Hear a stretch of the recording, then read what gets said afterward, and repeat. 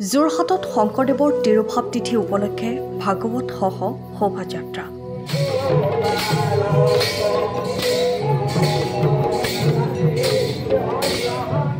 সমগ্ৰ ৰাজ্যৰ লগতে যোৰহাটতো শ্ৰীমন্ত শংকৰদেৱৰ তিৰুভাৱ তিথি উদযাপন কৰা হয়। এই উপলক্ষে বৃহত্তৰ যোৰহাট শাক পাচলি ব্যৱসায়ী সন্থাৰ উদ্যোগত যোৰহাটৰ নীলমণি ফুকন পথত দিনজোৰা কাৰ্যসূচীৰে শংকৰদেৱৰ তিৰুভাৱ তিথি উদযাপন কৰা হয়। এই উপলক্ষে ভাগৱত সহ এক শোভাযাত্ৰা উলিওৱা হয়।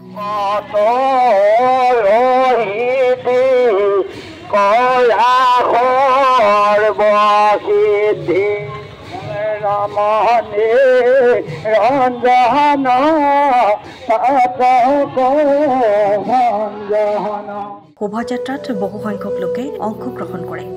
অন্যহাতে তিৰুভাৱ তিথি উপলক্ষে নাম প্ৰসংগ অনুষ্ঠিত হোৱাৰ লগতে সন্ধিয়ালৈ দিহানামৰ অনুষ্ঠান আৰু এখনি মহাপুৰুষীয়া ভাওনা অনুষ্ঠিত হ'ব।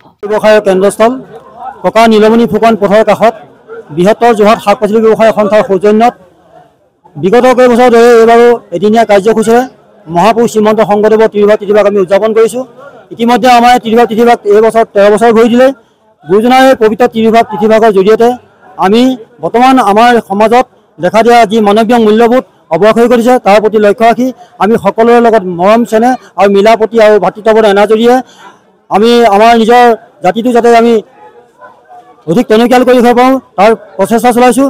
লগতে যিজনা মহান গুৰুৱে অসমীয়া জাতিক বিভিন্ন ধৰ্ম ভাষা সাহিত্য কলা সংস্কৃতিৰে আদিৰে চিনাকি কৰি থৈ গৈছে, সেইজনা মহান গুৰুৰ প্ৰতি গুৰুৰ আদৰ্শৰ প্ৰতি আমি সন্মান জনাই, সেইজনা মহান গুৰুৰ প্ৰতি শ্ৰদ্ধা জনাই আমি গুৰুজনাৰ অপূৰ্ব সৃষ্টি এখনি ভাওনা এই পবিত্ৰ মঞ্চত আমি প্ৰদৰ্শনৰ ব্যৱস্থা গ্ৰহণ কৰিছোঁ।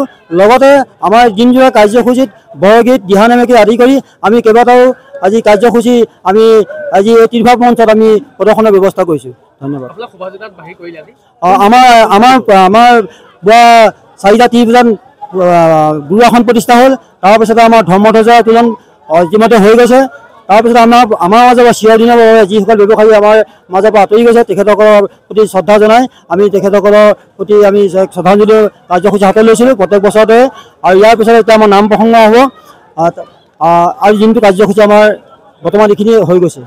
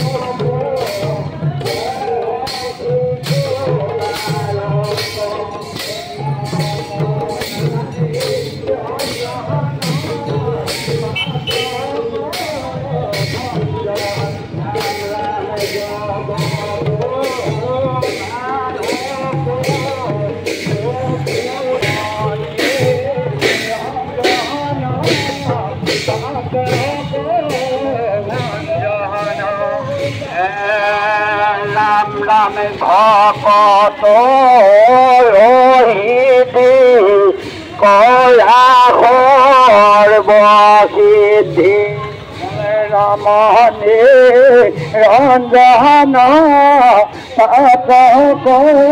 ৰঞ্জন ৰাম ৰাম বিধ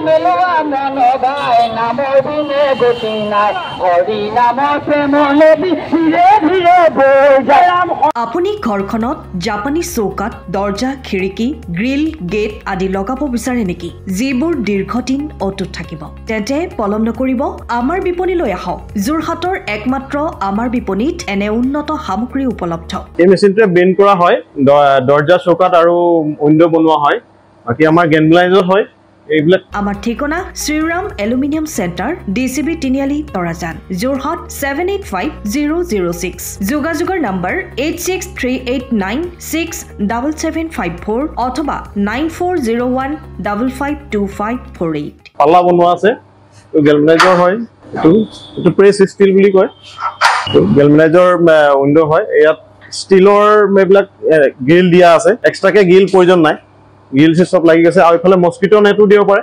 এইটো মস্কিটো নেট এফালে বেক সাইডে মস্কিটো নেটৰ পাল্লা আছে পকাত নি পিনে ঘৰটো আৰম্ভ কৰোঁতে লৈ যাবলগীয়া হয় তেতিয়া পকাত দি দিলে মানে ইয়াত ঢেলাই সোমাই যাব মছলা সোমাই যাব বালি মছলাটো ভৰাই দিলে মানে মজবুত হৈ যাব ইয়াৰ সময়ৰ খবৰ সময়ত পাবলৈ ফলো কৰক টাইম অফ আছে